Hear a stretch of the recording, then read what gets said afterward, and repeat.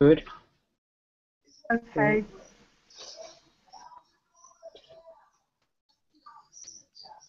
So how's your progress with this the challenge?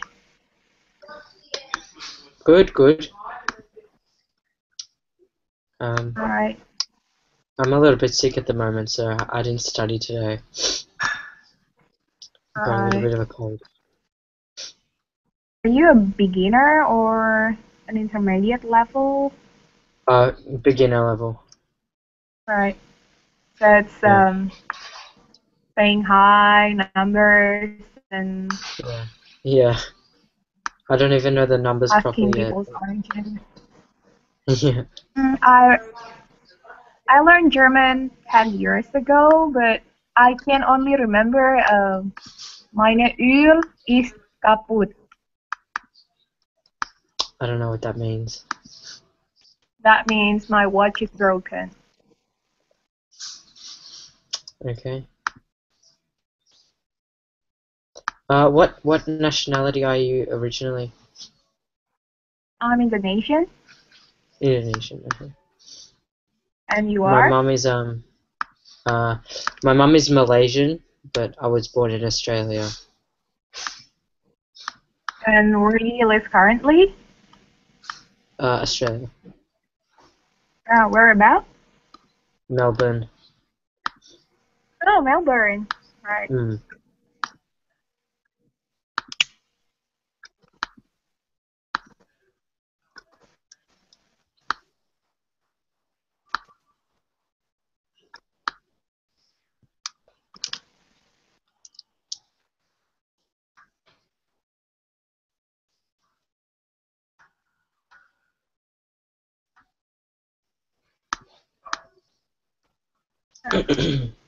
Oh, everyone is joining.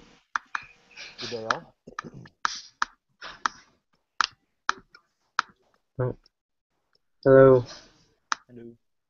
Hello. Can everyone hear me all right?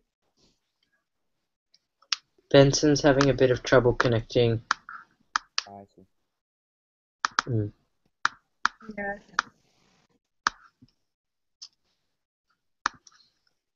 This meeting is No, rather early not compared to sure what's normal happening. time for me.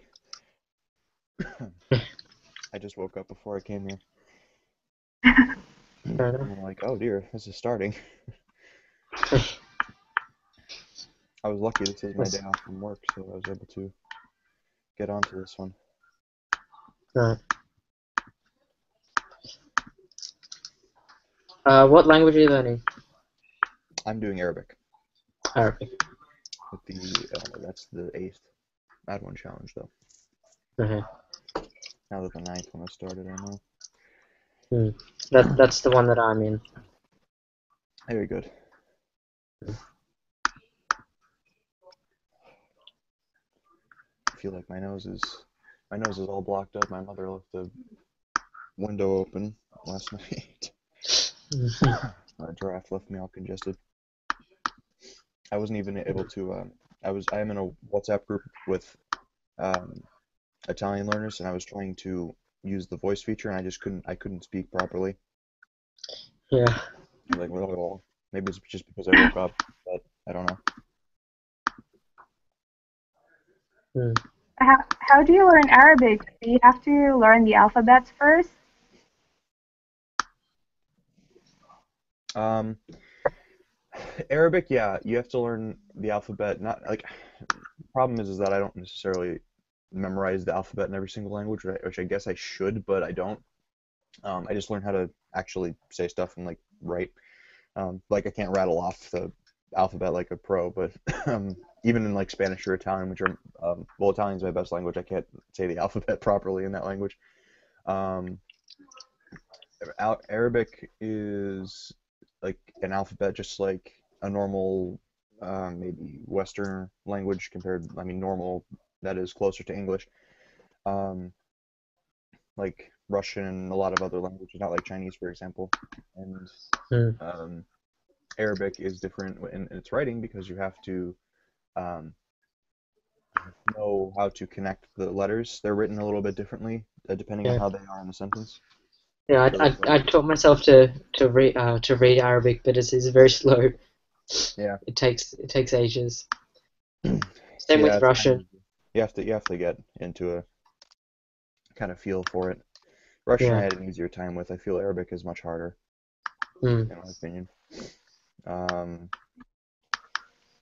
so yeah, there's a starting position, middle Yeah. to end position, or end position. And then with Hebrew, have you learned the Hebrew alphabet? Not Hebrew. I'm going to after Arabic probably either Hebrew or Farsi. Yeah. I'm not sure I yet. actually find even though the Hebrew letters don't connect, I find Arabic easier to read. Really? Hmm. Hmm. That's interesting. Yeah. I'm not sure why. Arabic sort of just flows, but Hebrew is a bit. I don't know. It's weird. I like Hebrew though. Hmm. I'm interested in Middle Eastern languages. They're just very difficult. Yeah. Which isn't I mean, it's an obstacle, but it's not a problem. I guess it doesn't hold me back from doing it. It just takes a little bit longer to understand. Yeah.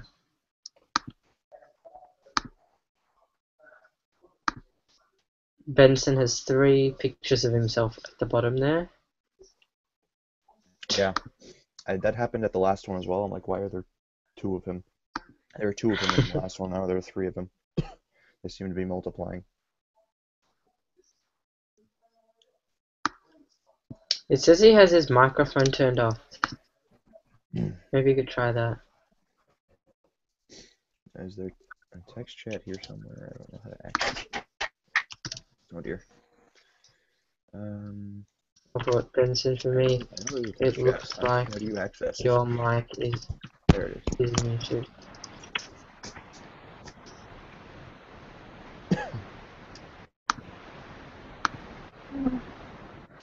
Where are you now, Angela? Where am I now? I live in Pennsylvania. Oh, okay. So Mm. yeah, this is Eastern time zone +5 of Greenwich. Rather early for me, or Right. -5 of Greenwich. I'm sorry. Yeah, I would prefer the other way around. So I would prefer to have it in the morning rather than in the evening.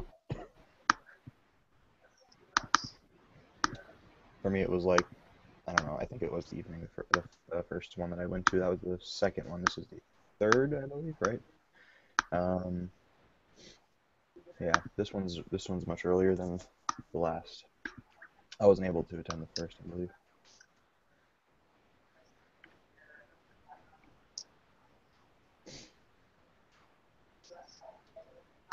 So how many sentences can you say in Arabic? I can only say ahlan wa sahlan, Ahlan wa sahlan. Uh, shukran. yeah, I can't say a ton to be honest with you. I am for the day 60 video. To be honest with you, I have gotten really away from this because I just got a second job, and I've been trying to keep myself diligent, but I really gotten away from it in the last 30 days. So to prepare for the day 60 video, in order to not have nothing to show, I'm gonna have a couple days of just very strict, I guess, sentence making, trying to learn the very, very basic, most common words, verbs mostly, and useful nouns, and then I'll actually be able to string sentences together. Because I know the grammar, it's just you have to vocabulary, and that's really the main key. Um, Grammar in Arabic is harder than an average language, but it just takes a little bit longer to get down. But once you get it down, then you're okay. Um, so I can't say a ton. Um, I can't even think of a sentence that I would say. Like, Good morning. إذا هو البيت. Good morning is صباح الخير. صباح الخير. Um, I don't. ليلة سعيدة is good night. Lena Saida. ليلة سعيدة, which is actually like more like peaceful night or something like that. But an Arabic sort of stereotypical twist that one would expect, I guess. very poetic sounding at times. Mm.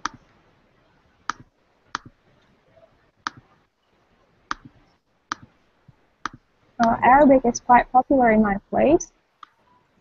Where do you live? It's Indonesia. Okay. Yeah, Um, I have a friend from Indonesia actually. He's interested in learning it, but I don't think he has yet. He's very interested in um, a group of like religious coexistence supporters that are like all in support of Christians. I'm sorry, Judaism and Islam like in coexistence. And he's posting all the time about on Facebook about that because I don't know. I suppose is Indonesia very multi-religious? I'm not really sure. Are there a lot of religions yeah, there? it's Muslims majority. Hmm. So when I went to the high school, um, sometimes I listen to students saying the prayers, and yeah, I can memorize it. Yeah, I think I still reckon how to say some sentences. Um, it's like, but it's not a common conversation though. It's it's in the Quran. So Hmm. yeah, I reckon like when you enter the house, you say that greetings like Assalamualaikum, Hmm. and when something terrible happens to your friends, and then you would say Inna lillahi wa inna ilaihi raji'un. I don't know how to pronounce it correctly. Um, yeah, I noticed Arabic speakers often use Arabic words whenever they're. Uh, I'm sorry, I was reading Benson's message. When Arabic speakers use it in English, like a lot of their phrases. So a lot of times they say something that they hope will happen, and then they end it with mashallah. Masya Allah, um, yeah, yeah, insya Allah. mashallah, mashallah, Yeah. and they say stuff like that. All right. Um, all right. Um,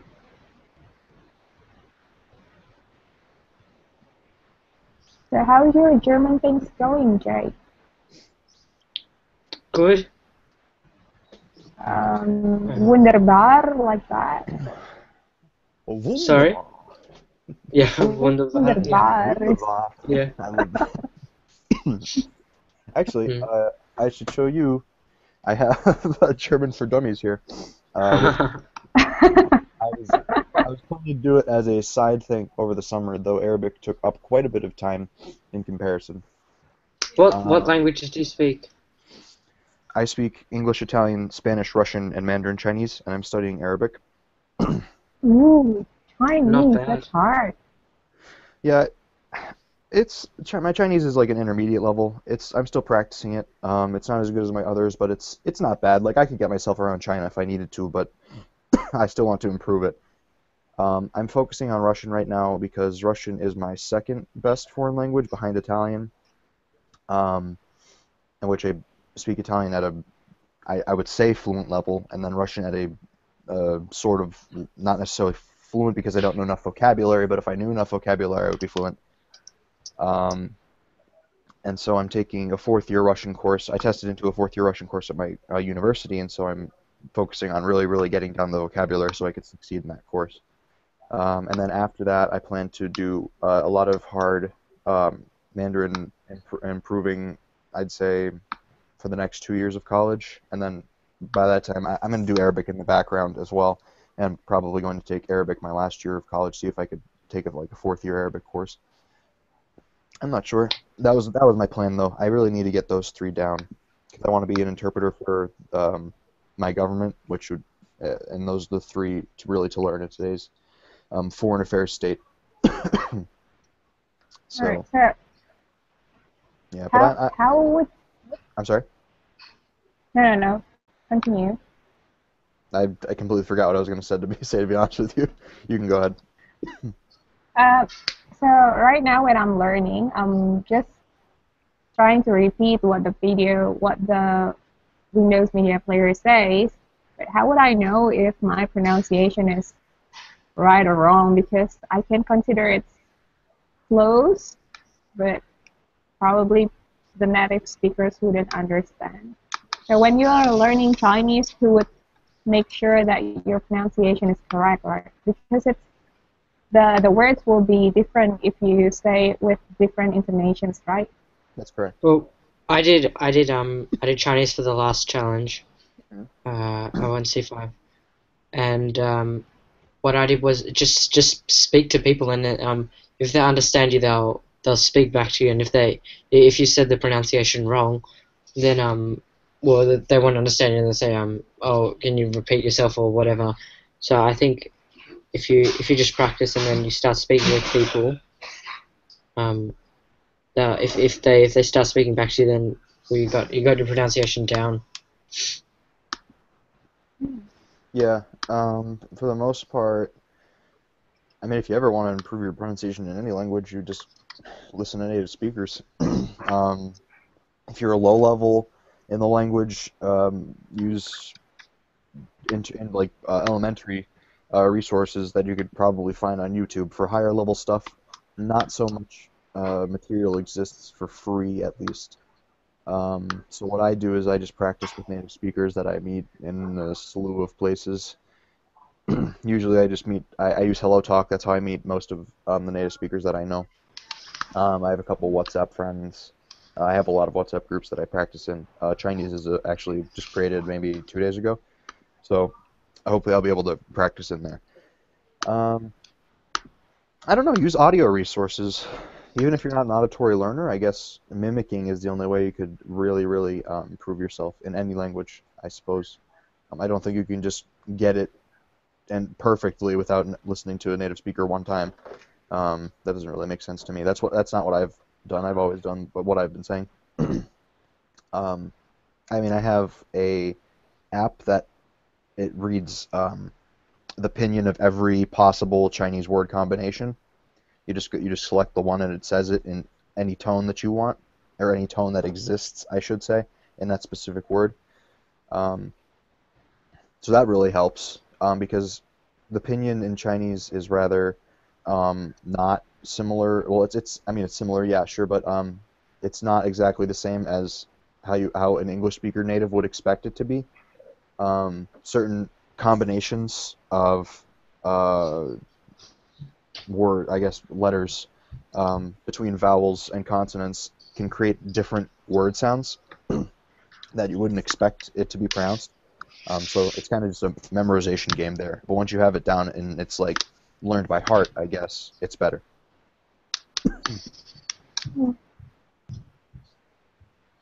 Yeah, and it's yeah. Luckily, I'm learning French. It's easy to get French, the yeah. native speakers in Jakarta, but Arabic and Russia, who gonna be hard finding those people in my Do you, place.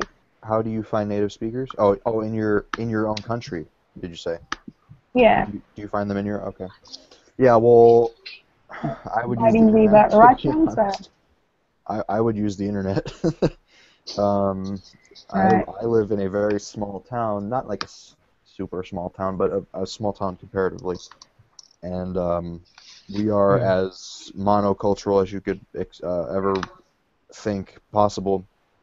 Um, I think barely anyone here speaks a foreign language, except maybe the Italian, maybe older people who grew up because my town's very Italian heritage, but now we're all third, fourth, even fifth generation from people who moved here from Italy, and no one speaks a foreign language. I mean, I'm in my family, I'm the only one who speaks more than one language. In my immediate family, that is, who my dad, at least in my dad's side, all live in this town in different areas, except a few. Um, but I have no, for example, do you know Tim Donor?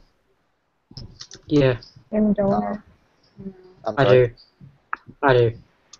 Well, Tim Donner grew up in New York City, which facilitated his ability to learn languages tenfold, I'm sure, because whenever he wanted to practice a language, he could just go outside, and he could go to a restaurant, he could go to a bookstore, he could go to any place, and he could find the language that he's studying, which is a very good perk to have.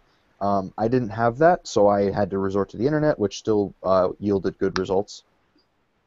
Um, so I would suggest that if you really can't find any native speakers in your area.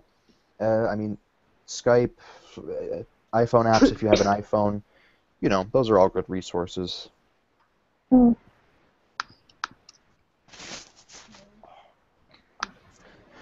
I need to stretch out.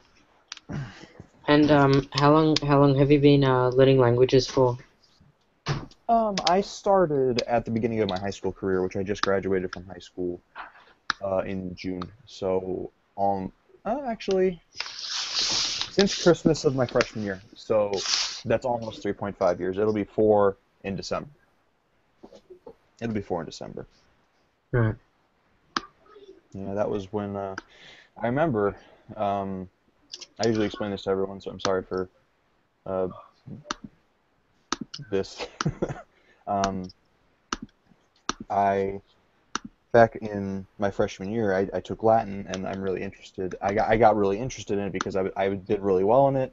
I found it to be interesting and fun even at times because I don't know, I'm just a grammatical person. I love intricate workings of grammar of languages, um, which is a problem in Arabic because no one uses grammar in speech. But anyway, um, I asked my parents, I'm like, well, I'm doing well in Latin, which is technically a dead language, so why should I not try it with a foreign language, see where it takes me? I grew up in an Italian town. I would like to learn Italian.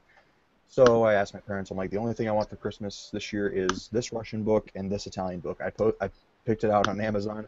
They got it for me exactly on Christmas Day, before my family came over that day. I just read as much as I could in terms of basics, and I studied with it for an entire year, freshman year. Even at my lunch table, my friends thought I was absolutely insane, because like everyone's socializing, and I'm just sitting here with a book, like, and everyone's like, "What the hell are you doing?" But anyway, that's what I did for an entire year. I'd finished the book in 6 months, and then I practiced with Hello Talk and whatever I could find at that time, to improve my Italian, and that was my first foreign language. So that's 3.5 years of almost three and three quarters of Italian experience, and yeah, I'm happy I opened that door for myself. I guess I'm happy if I didn't go to a private school in my area, if I went to a public school which doesn't teach Latin, I might actually not have discovered um, that, and my life might have taken a completely different turn. So I'm glad it happened. Um, Mm. you know, that's I just it's a passion of mine, I guess. It's my favorite thing to do. Fantastic. What? Oh. How about you, Jake? Like, when Hmm? did you start it? When did you start to learn languages? Um, well, in year 7, so right now I'm halfway through year 9, so that's 2.5 years ago. I started learning French, and before that, I'd only learned Japanese at school, at primary school, but that was shocking. I could only like count to 10. That was about it. My God, Um, I've learned Japanese. and then so then in year 7, then I started learning French, and then I sort of like fell in love with the language, and then but because in our school's very weird. In the first year, year 7, you learn 4 languages, 2 for the first semester and 2 for the second semester, and you switch. So after I did French for 6 months, and then after the 6 months, I just switched to another language. And then my French teacher went, okay, if you want to keep going, because I was at top of the class, I did very well, and I loved it. And after the 6 months, my teacher said, if you want to keep going with French, you got to keep it up. So you can either go to this advanced class, which was people who'd already done French before, or I can give you some worksheets and you can work on it by yourself at home or whatever. He never gave me any worksheets, But so I just started listening to my own to podcasts and keeping my French up, and actually improved it quite significantly.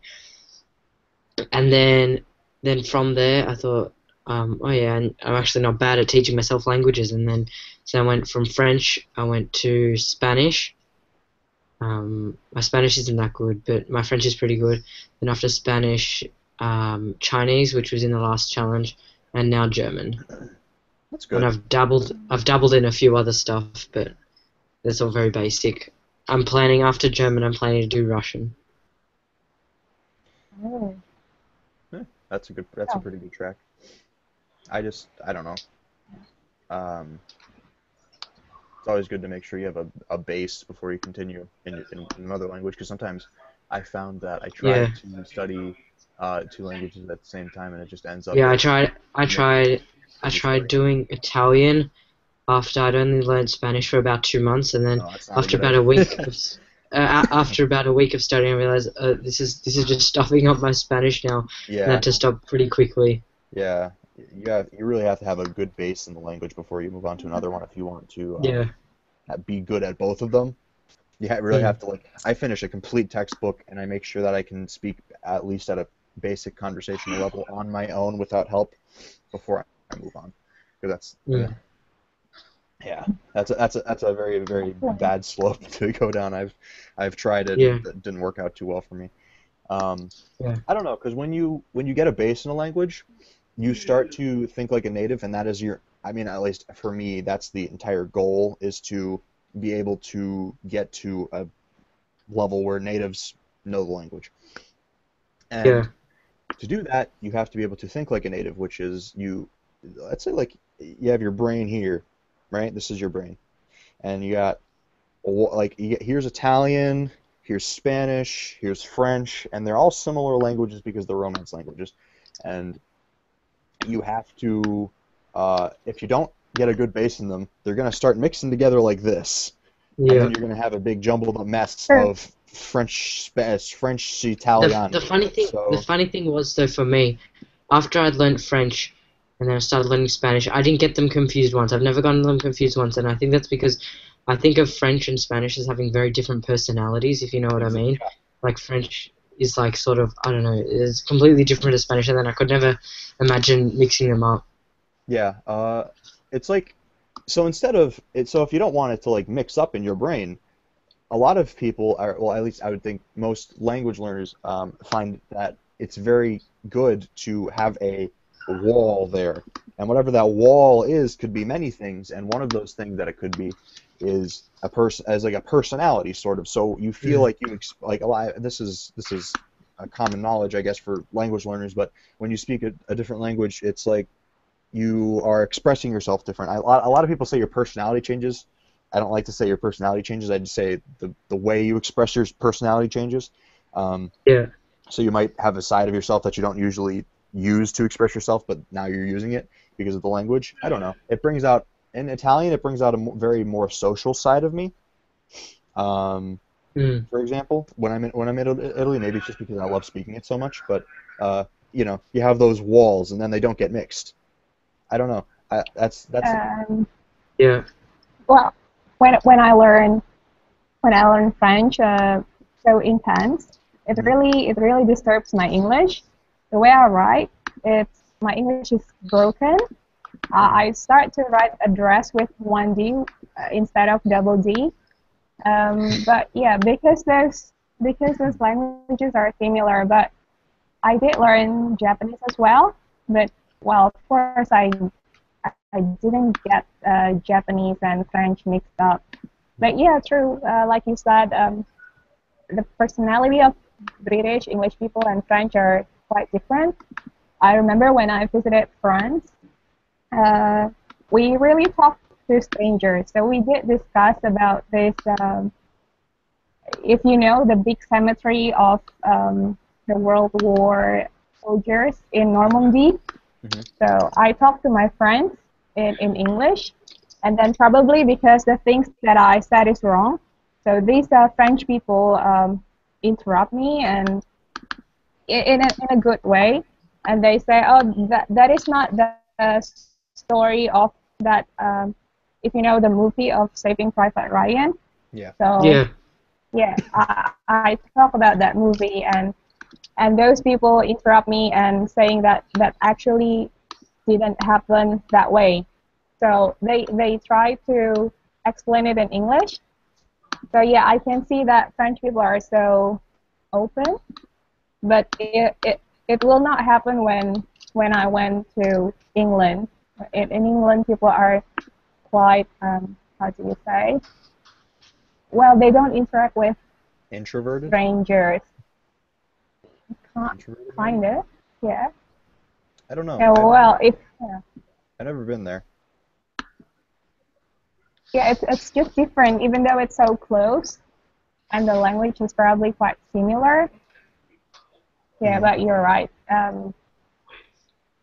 Yeah, when I speak French, I become more, how do you say, that I can be brave to express how what's in my mind, Right. even though it's wrong. Yeah, they will correct me anyway. Hmm. Hmm. Yeah, I'd like to go. I'd like to go to England just to. I don't not to necessarily see how the people are, but see how the country is in general. Um, I can't do a lot of traveling myself because being only a high school student and going to a private school that doesn't offer foreign exchange, that wasn't really one of my options. Um, I know a lot of people in the U.S. For example, the one person who's also going to my university, who I met during the Accepted Students Day, he went to a high school that allowed him to study in France for 3 months and Italy for one, and I'm just like, what?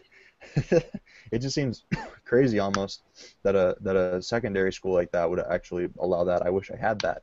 Um, so I hope to do it a lot in college, and actually, I'd say like I don't know if it's a life goal or like a goal that I plan to achieve maybe once I'm retired or have quite a bit of wealth acquired for this specific goal. I want to do a sort of a world tour. So, um, bring along a couple of my closest friends, maybe fellow language learners, and then go to every language or to every country where a language that I know is spoken. So, like, I would go to Italy, England, Russia, Spain, maybe Japan, China, a lot of other countries. Like, just I don't know how long, but some sort of like world tour. I've been thinking about that the past week, and I'm actually really interested in that idea. Mm, I oh, think that would be good. nice. If I can finish this challenge, I plan to learn Hindi, Hindi, okay, and yeah. So if I can finish my second challenge, then after that I will go to India. that's good. Yeah, that's, Mm. well, didn't think about any other place. Probably Hindi or Nepali. I'm confused between those two. Mm. Hmm. Okay. Yeah, I'm interested in Hindi and Urdu as well. Those two languages are good. India is a cool place. You should go. Even though I've never been there, you should go. Yeah, I will. Okay. Benson asked a Benson's. question. Yeah. Okay. What are your strategies to stay motivated? He's listening to us through YouTube, so you can hear us right now. Hi, Benson. Um, Hey, Benson. Okay. I can see that sign. Do you want to go first, Angelo?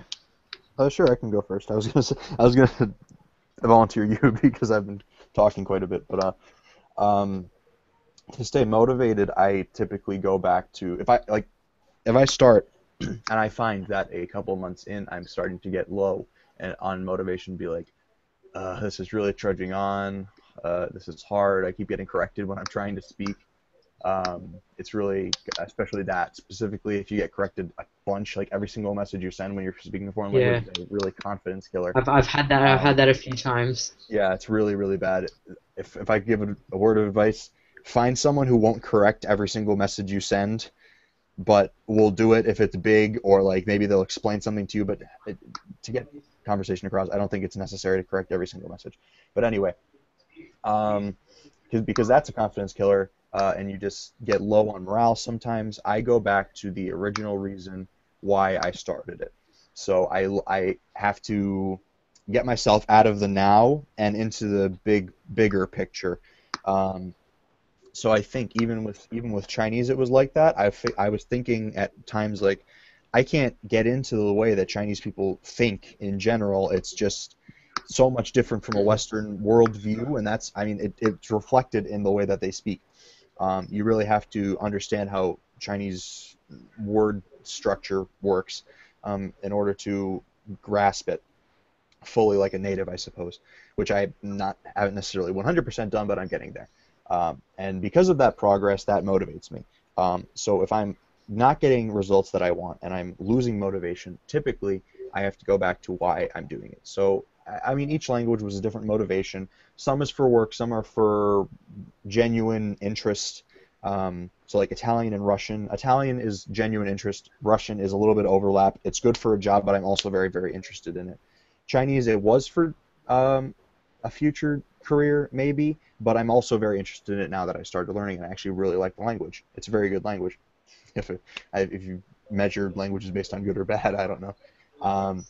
So, for example, in Arabic, if I start to get lazy with it, and I'm like I just said, what I did that made me really interested in Arabic is watch Tim Donner's 6-month Arabic video that he had on YouTube, in Mm. which he speaks modern standard Arabic in that video, which he speaks Egyptian much, much better because people actually speak Egyptian, not not Yeah, modern standard Arabic in general yeah. situations. But I watched his Fosha video, Fosha, and he Does that mean Egyptian Arabic? Fosha is modern standard. Okay. Yeah. Which Um, which one are you learning? I'm learning modern standard. After I learn modern standard, I plan to delve into Egyptian in order to be able to speak with people actually. Yeah. But the problem is not many people write and read it. It's mostly spoken and listened to. But anyway, I watched that video and it's something burns inside me, I guess, like this guy did this at 6 months. I could definitely do this at 6 months. I know it's possible because he can do it. Yeah. It's not necessarily like I think I said this in the last challenge video or challenge meetup. It's not necessarily a competitive thing. It's not competitive, but it's gives me my own stimulus. Um, like I set the bar higher for myself because I've seen someone else do it. I know it's possible to do, and I get motivated off that, which usually Yeah. does work. I usually get back into studying after that happens. That's what I do. Mm. Okay. I'll go next. So for motivation, when I was doing the last challenge, usually what I do when I got demotivated, I post something in the group, in the in the A1 challenge group, and then other people would encourage me or whatever, and either that or I would look back on my progress, and because we were doing the accountability sheets, Hmm. I would look back and then I'd go through every day and I'd see, okay, this much I can do, and then after a while I got, okay, I can do this. I've done this for so many days. Why can't I do it now? And then I get motivated by that. And then other than that, I grab onto the momentum of my successes, and also having speaking sessions in the language. I find that motivates me quite a lot. Just speaking the language, I really enjoy it, and that's quite motivates me a lot. And then today actually is a good example, because now that I've I did that one challenge for Chinese, and then because of that, my Chinese teacher at school moved me up a class in Chinese, and previously I was in the class where people who started learning Chinese in year 7, but because I'd made so much progress, it just became too easy for me. So I actually moved into the one which pretty much native speakers who've been learning since they were little, and so I'm in that class now, and it's really hard, That's very good for because progress.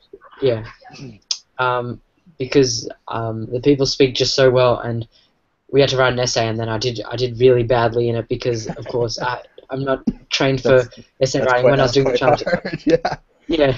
I wouldn't Um, be able to do that either. and then because essay writing is not it's not a priority when you're learning a language. You don't No, learn a language. it's Oh, not. I want to learn a language so I can write essays in the language. It's not a priority unless you're going to become a writer in the Yeah, language. unless you're It's gonna be like very writer in the unlikely. language, I guess. Do you know Yeah, I want to be the Shakespeare in Chinese. I want to be the next Shakespeare. next Chinese space Shakespeare? Do you Um, know what AP is by chance? AP College Board, anything like that? no. It's an American company, which is um, geared towards high school students that are planning to take uh, university um, education. And so the AP classes are an American high school system that is offered by College Board, in which it's meant to mimic a class in university. Um, Mm, and for that, for specific language courses, there are a couple language courses. I took the AP Italian and AP Spanish, and they're graded out of 5. And they both, all of them, I'm pretty sure all of them. There's AP Chinese, there's AP Japanese, and there's AP Hebrew also. yeah. And they all have every single aspect of language learning. So it's not like a fourth year thing. It's more like, to be honest, I think it's like a fifth year thing that you would take because it's a very challenging exam. Um, um, and you have to read, you have to speak, and you have to be able to listen and recognize what's being said. And I had Mm, to write essays in Italian and Spanish. I took Spanish this year. I took Italian last year. Um, mm. and it's such a different experience Yeah. because it's not like a very very hard topic. It's all like for example, the Spanish theme this year was uh, should people be allowed to work at home? Should Yeah. Yeah. companies facilitate their employees to work at home? I And so think you had to form a stance and then write about it. I think the problem with essay writing is that it's once you've written it, it's set in stone. You can't go back on it. And um, compared to speaking, if in speaking when you Michelle Thomas, who that's what I've been using to learn German. He talks about getting sentences over the net. So if you make a mistake, as long as you get your point across, you've gotten the ball over the net. And then if they don't understand you, it's called a net ball. That's what he calls it. And then um, in essay writing, every sentence you write is probably going to be a net ball, but because I find it very hard to think in when I'm writing down, but when I'm speaking, it's a lot more fluid, and I know I can sort of get the feel for the language when I stuff up, and then I go, oh, hold on, that sentence is actually wrong, and then I can go back on it and then change it, and then anyway, going back to my essay that I wrote today that I got back, um, I got it back, and then for the first moments I was like, oh, I did really badly, and then I feel really bad now. And then I started getting down on myself, and then I realized, hey, look how far I've come from where I am at. And of course, you're not going to do well in an essay where Yeah, you're in a class of native speakers, where yeah, now, but definitely you've not. made it so far from being not being able to speak a word 2 years ago to being you can Yeah, speak it probably like a B1, high B1 now, which is quite a decent achievement, I reckon. that's good. Mm, Well, okay. I just need to be consistent. I've learned French long time ago. It was in 2007. Then I was so on fire at that time. I took courses. I write a lot of paragraphs, and I did finish DELF. It's a written exam, and I finished DELF B1. Then I was off for about 2 or 3 years, and then I came back to take the course again. Then I was because I've got a certifications of B1. I was placed with, and then when it was in a discussions, it, it felt so. So they just keep me, and they have their own conversations. So Hmm. right now I'm not that on fire anymore, but I just want to be consistent. So at least I finished the materials that they gave me, and Hmm. then I also get some kind of materials for 4 years old kid. And then if talking to adults discourage me, then I would talk to children, 4 or 5 years old, because they would listen to me, and yeah, they will laugh with me. They don't laugh at me. So yeah, Yeah. that's how I stay motivated. I find that speaking to children in foreign language is very difficult. They tend to I don't Really? know. They speak, yeah. They speak, I don't know, I don't want to say strange, but very different than I'm used to. I don't know why that is. If it's because they're still growing and haven't necessarily gotten a, I don't know, I don't want to say a feel for the language because they're still, I mean, like they've been living there, but I don't know. I find it more difficult, especially, actually, some people recommend using children's books to study languages at a basic level, but I find that that's even more difficult because at times they use vocabulary that you wouldn't normally find, and they use strange words that are basically fake words that native speakers can understand, but foreign language learners are like, "What is this? I can't find this in any dictionary." Um, so uh, like a nursery rhyme, like "hickory dickory dock," and so, like foreign language learners would probably be like, "What the hell?" Yeah. Um, No, so it's kind of like well, that, not like they that make too up words. advanced. What? I'm sorry. No, I mean not that kind of tale or folklore. It's just a easy story like Yeah. Winnie the Pooh or something. So there is that is not a story about kingdom or something, but it's a story about animals and yeah, because the children have limited vocabularies and so do I. So we are So, equal. Yeah. But so yeah, yeah, so do we. I am probably. I am on the level of a child.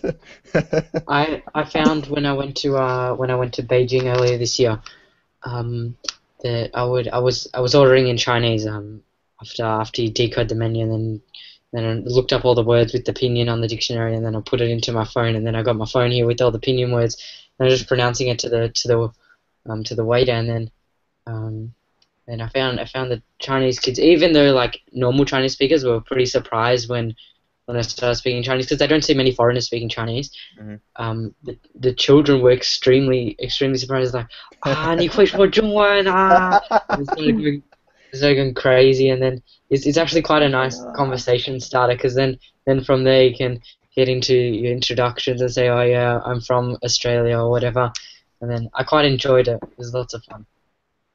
Yeah, that's awesome. Yeah, I Mm. love those experiences. It's just that I don't get them very often. Yeah, We have a lot of Chinese restaurants here, so there are a yeah, lot, which I could probably just go and like order my meal in Chinese if I wanted to. If I mm. could learn a couple more Chinese food terms. It's just that I don't like Chinese food. That's one factor. That's a problem. Um, but the Minor only time problem. I ever see someone speaking Chinese in my town is like I work at a grocery store. One of my jobs is I work at a grocery store, and a lot of times there are people who come through who speak Chinese. A couple, very rarely that I see them, but I do see them, and often it turns me into. I believe Tim Donor said this also. Language learning kind of turns you into an eavesdropper at times.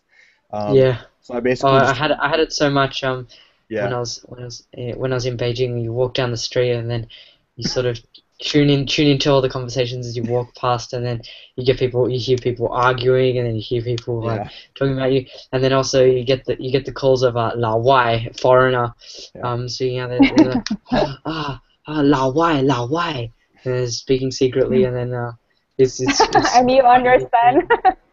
and then yeah, it's very very funny. Yeah.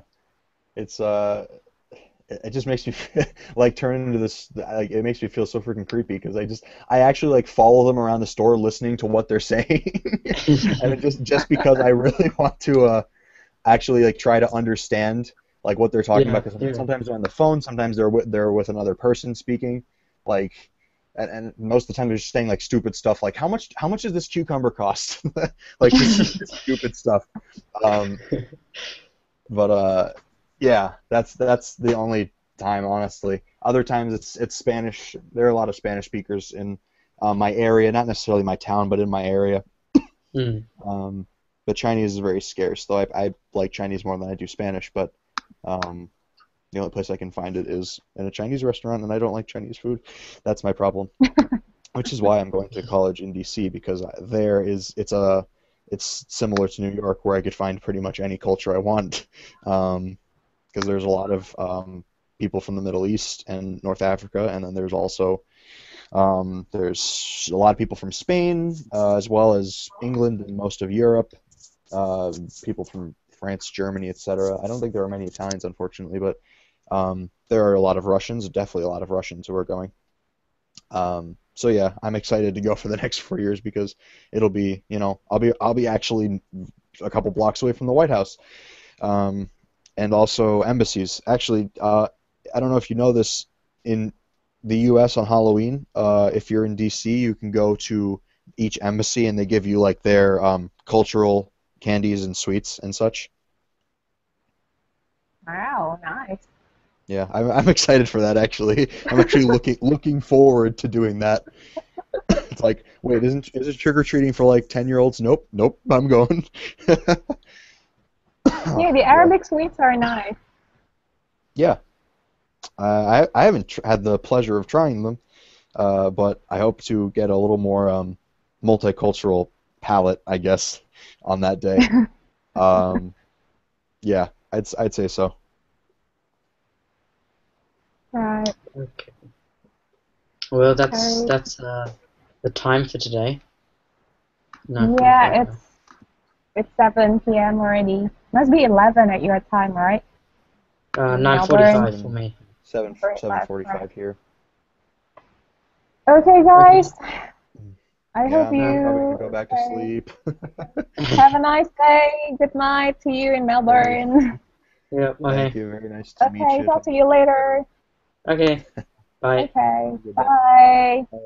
Have a good day, Benson. Yeah. Bye, Benson. Alrighty. Bye bye.